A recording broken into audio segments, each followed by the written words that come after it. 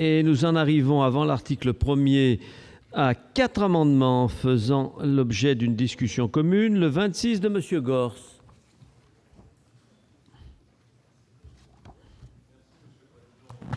L'amendement que j'avais déposé tout à l'heure sur les députés n'était qu'une sorte d'amendement d'appel par rapport à la réflexion que nous devons engager sur notre mode de scrutin.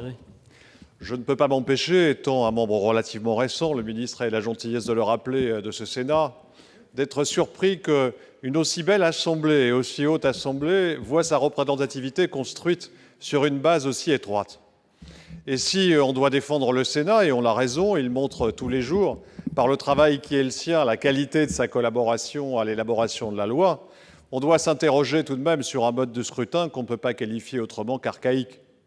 Et si nous voulons le faire évoluer, c'est en associant plus étroitement... Je savais que ce mot vous plairait. Mais il est archaïque. Parce qu'il repose sur une base trop étroite. Je vois que vous défendez les archaïsmes. Je ne suis pas surpris que l'opposition s'y reconnaisse. Il est élu sur une base trop étroite. Nos concitoyens n'y sont pas suffisamment associés.